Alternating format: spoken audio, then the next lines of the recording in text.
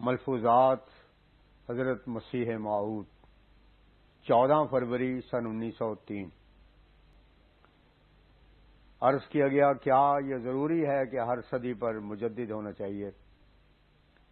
حضرت اقدس نے فرمایا ہاں یہ تو ضروری ہے کہ ہر صدی کے سر پر مجدد آئے۔ بعض لوگ اس بات کو سن کر پھر یہ اعتراض کرتے ہیں کہ جب کہ ہر صدی پر مجدد آتا ہے تو پھر 13 صدیوں کے مجددوں کے نام بتاؤ۔ میں اس کا پہلا جواب یہ دیتا ہوں کہ ان مجددوں کے نام بتانا میرا کام نہیں، یہ سوال حضرت صلی اللہ علیہ وسلم سے کرو جنہوں نے فرمایا ہے کہ ہر صدی پر مجدد آتا ہے۔ اس حدیث کو تمام اکابر نے تسلیم کر لیا ہے۔ شاہ ولی اللہ صاحب بھی اس کو مانتے ہیں کہ یہ حدیث حضرت صلی اللہ علیہ وسلم کی طرف سے ہے، اور حدیث کی کتابوں میں جو موجود ہیں ان میں یہ حدیث پائی جاتی ہے۔ کسی نے کبھی اس کو پھینک نہ دیا اور نہ کہا کہ یہ حدیث نکال دینی چاہیے، جبکہ یہ بات ہے تو پھر مجھ سے فہرست کیوں مانگی جاتی ہے؟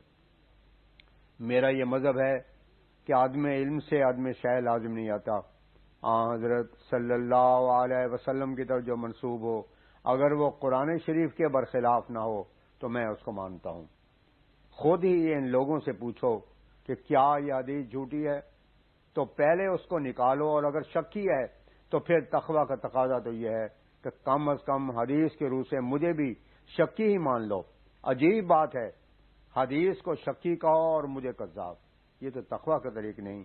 اگر بفرض محال جھوٹی ہے تو پھر جان بوجھ کر جھوٹ کو حضرت صلی اللہ علیہ وسلم کی طرح منسوب کرنا تو لعنتی کا کام ہے۔ سب سے پہلا کام تو علماء کا یہ ہونا چاہیے کہ اس کو نکال ڈالیں، مگر میں یقین دلاتا ہوں کہ یہ حدیث جھوٹی نہیں ہے، صحیح ہے۔ یہ عام طور پر مشہور ہے کہ ہر صدی پر مجدد آتا ہے۔ نواب صدیق حسن خان وغیرہ نے 13 مجدد گن کر بھی دکھائے ہیں، مگر میں ان کی ضرورت نہیں سمجھتا۔ اس حدیث کی صحت کا یہ معیار نہیں بلکہ قرآن اس کی صحت کا گواہ ہے۔ یہ حدیث انا نحن نزلنا ذکر و انا لہ لحافظون کی شرح ہے۔ صدی ایک عام آدمی کی عمر ہوتی ہے، اس لیے حضرت صلی اللہ علیہ وسلم نے ایک حدیث میں فرمایا کہ 100 سال بعد کوئی نہ رہے گا۔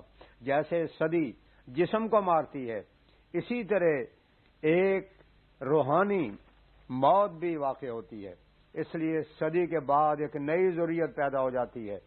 جیسے اناج کے کھیت اب دیکھتے ہیں کہ ہرے بھرے ہیں، ایک وقت میں بالکل خشک ہوں گے پھر نئے سرے سے پیدا ہو جائیں گے، اس طرح پر ایک سلسلہ جاری رہتا ہے۔